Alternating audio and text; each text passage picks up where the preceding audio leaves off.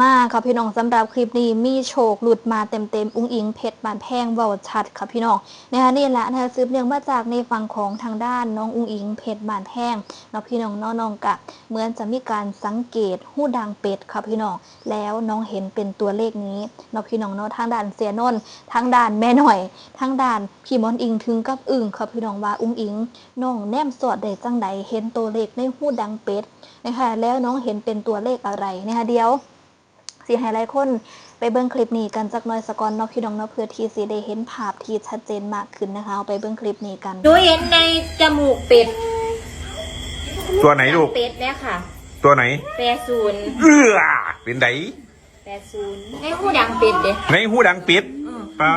ดอาจสามารถทะลุเป็ดมีหูดังกับหูน้อยนึงเด้ค่ะเห็นในหูดังเป็ดด้วยนะครับดังไปอีกใส่กล่องบ่นี่80เลขทูบซีอย่างเกาะพี่มอน492แม่หน่อยเห็นในหมากสาลี่37เอาบุโศกภูมันนั่นแหละค่ะพี่น้องเป็นจังใดกระถือเดวาชัดเจนเนาะพี่น้องเนาะนะคะถือเดวาชัดเจนในฝั่งของทางด้านเสียนนท์เสียบอโจลำเพลินออฟฟิเชียลเพิ่นก็ได้มีการถ่ายคลิปนี่ละนะคะตอนที่อุ้งอิงพี่มอนอิงเหมือนเพิ่นกำลังนั่งเว้าโทรศัพท์กับผู้ใดอยู่นี่ละค่ะพี่น้องแล้วอยู่ๆอุ้งอิงน้องก็บอกขึ้นมานะคะว่าเห็นเลขในหูดังเป็ดเสียนนท์ก็ถามไปนะคะว่าเห็นเป็นตัวใดอุ้งอิงก็บอกนะคะว่า80อุ้งอิงว่าจังซี่ล่ะทางด้านพี่มอนอิงถึงกับอึ่งค่ะพี่น้องอุ้งอิงน้องเห็นได้อย่างไรนะคะเหมือนใส่กล้อง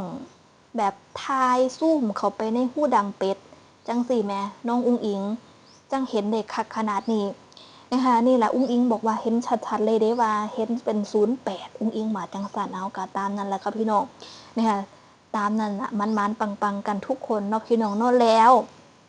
ยังมีอีกตัวเลขเสียนนท์ออกมาอย่างชัดเจนเนาะพี่น้องเนาะ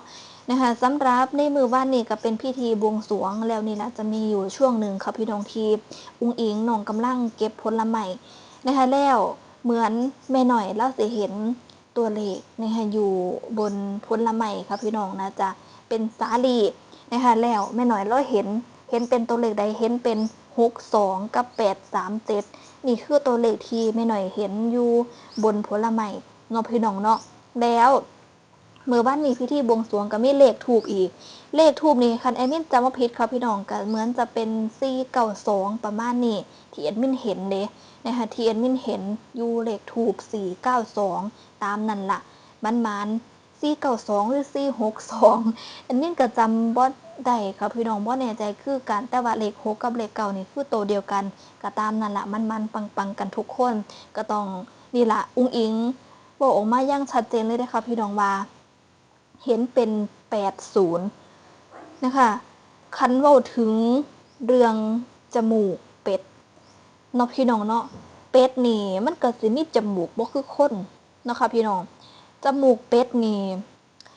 นะคะสิว่าจังได๋ล่ะโอ้ยมินก็บ่ค่อยได้สังเกตเป็ดตัวบัดที่นี่ว่าเป็ดมันมีจมูกเป็นลักษณะอย่างไรแต่ที่แน่ๆคือไม่ได้มีจมูกเหมือนกับคนอย่างแน่นอน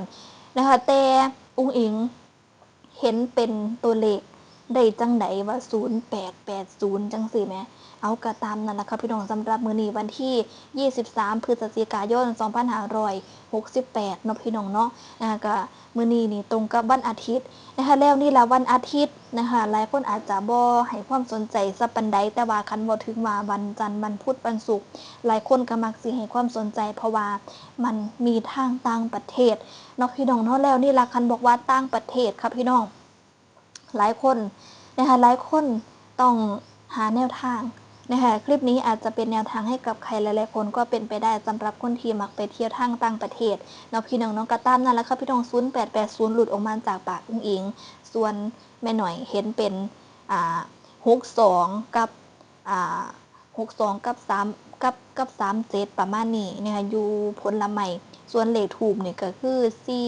492บอกค่ะพี่น้องเอากะตามนั่นละปังมันกันทุกคนเนาะพี่น้องเนาะเป็นจังไดแน่มุเจ้าว่านะคะพอโดดดีถึงกับอึ่งเลยนะคะพี่น้องโอ้อุ้งอิงคือมีความสามารถแถมแบบเห็นตัวเลขได้หูดังเป็ดอุ้งอิงจักน้องคิดเดจังใดค่ะพี่น้องนะคะแต่สิจังไดก็ตามอย่างที่เราได้ติดตามอุ้งอิงมา นะคะบ่ว่าสิเป็นตัวเลขอันใดก็ตามที่หลุดออกมาจากปากอุ้งอิงเนาะพี่น้องเนาะเฮามักสิให้ความสนใจอยู่ตลอดนะคะเอานี่แหละค่ะพี่น้องเป็นจังใดนะคะสำหรับในมื้อวานนี้พิธีบวงสรวงก็เสร็จเป็นที่เรียบร้อยแล้วเนาะพี่น้องเนาะหลังจากที่เสร็จพิธีบวงสรวงนะคะก็สำหรับหนังหอบฝันเนาะพี่น้องเนาะมื้อนี้ก็เป็นมื้อแรกนะคะที่สิมีการเริ่มถ่ายหนังก็มารอเบิ่งกันนะคะว่าสิเป็นจังใดนะคะเรื่องราวชีวิตเกี่ยวกับอุ้งอิงกว่าจะมาเป็นอุ้งอิงในทุกวันนี้นะคะต้องผ่านเรื่องราวต้องพออีกอย่างมาแน่นะคะเฮาก็สิได้เห็นผ่านหนังเรื่องนี้แหละค่ะพี่น้องก็คือเอาชีวิตจริงของเด็กหน่อยคนหนึ่งเอามาเฮ็ดเป็นหนังนะคะแล้วก็เสื้อว่าสำหรับหนังของอุ้งอิงเพชรบานแพงค่ะพี่น้องนะคะต้องครบรสอย่างแน่นอนเสื้อว่าชีวิตของอุ้งอิงนี่นะคะบ่แม่นมีเพียงแค่ความลำบากอย่างเดียวนะคะเสื้อว่าต้องมีเฮฮาต้องมีสุขทุกข์ปะปนกันไปวันทอเฮาก็มารอเบิ่งกันเนาะพี่น้องเนาะว่าสิเป็นจังใดนะคะแต่แอดมินเสื้อว่าโอ้นะคะลำบากคักเติบนึงนะคะแบบคันเว้าถึงว่านอนอยู่ข้างคอกงัวครับพี่น้องก็ถือว่าลำบากคักเติบนึงล่ะก็น้องอายุแบบสิว่าจังได๋ล่ะนะคะคันสิว่าไปแล้วนี่อายุซ้ำ15-16 ปีก็ถือว่ายังเป็นเด็กน้อยเด้ครับพี่น้องแล้วบางคนนี่อายุซ้ำนี้ยังคิดบ่ทันได้เด้นะคะว่าอยากสิมีเงินอยากสิมีบ้านอยากสิมีรถคือจังคนอื่นเขาแล้วก็เฮ็ดจังไดจังสิมีเงินน้องก็นี่ล่ะได้ตัดสินใจนะคะออกไปร้องเพลงตามหม้องหันหม้องนี้นะคะหม้องใดจ้างไปร้องเพลงอยู่ไสน้องก็ไปเบิดค่ะพี่น้องก็คือขอแค่ได้เงินนะคะแล้วบางมื้อเลิกเรียนมาก็ต้องไปร้องเพลงเปิดหมวกตามตลาดนัดได้จากผู้นั้นผู้นี้แน่ผู้ละบาทผู้ละ5 บาทผสมกันไปก็เป็น100นึงเนาะพี่น้องเนาะก็พอได้มีเงินไปเลี้ยงครอบครัววันเถาะก็ถือว่าเป็นเด็กน้อยสุดกตัญญูจริงๆเนาะพี่น้องเนาะแอดมินได้เว้าเรื่องราวเกี่ยวกับอุ้งอิงแค่ซ้ำนี้นี่แอดมินก็ยังแบบสิว่าจังได๋ล่ะอยากจะดูแบบเต็มๆแล้วนะคะว่าสิเป็นจังไดเรื่องราวของน้องเสือว่าต้องสิว่าจังได๋ล่ะนะคะลำบากคักเติบหนึ่งเนาะพี่น้องเนาะแล้วก็เชื่อว่าคนต้องดูเยอะอย่างแน่นอนนะคะมื้อนี้ก็เป็นมื้อแรกของการถ่ายหนังนะคะส่วนอุ้งอิงตอนเด็กนะคะก็เหมือนจะเป็นในฝั่งของทางด้านน้องยูมินะคะซึ่งเขาก็ได้มีการนำเสนอไปก่อนหน้านี้แล้วนะคะว่าน้องก็รับบทเป็นอุ้งอิงในตอนเด็กเนาะพี่น้องเนาะส่วนอุ้งอิงตอนใหญ่อุ้งอิงน้องก็รับบทเล่นเองนั่นล่ะนะคะก็มารอเบิ่งติดตามกันวันเถาะนะคะว่าสิเป็นจังได๋เชื่อว่าจะเป็นอีกหนึ่งเรื่องนะคะที่จะต้องเป็นแรงผลักดันรวมถึงมีข้อคิดนะคะมีคติอีหยังหลายๆอย่างสอนใจให้กับใครหลายๆคนที่ได้เบิ่งอย่างแน่นอนเนาะพี่น้องเนาะแอดมินก็มองว่าบ่เป็นตาถิ่มบ่เป็นตาพลาดวันเถาะนะคะก็รอติดตามได้เลยนะคะหลังจากที่ FC แฟนคลับหลายคนพากันรอมานานนะคะนี่แหละเฮาก็สิได้เบิ่งแล้วเนาะพี่น้องเนาะเอาก็ตามนั้นแหละครับพี่น้องอย่างที่ได้บอกไปเมื่อต้นคลิปนะคะก็ตามนั่นล่ะ80อุ้งอิงมาจังสั่นเนาะพี่น้องเนาะสำหรับคลิปนี้ก็ขอจบคลิปไว้ส่ำนี้ซะก่อนเนาะค่ะเข้ามาสวัสดีค่ะ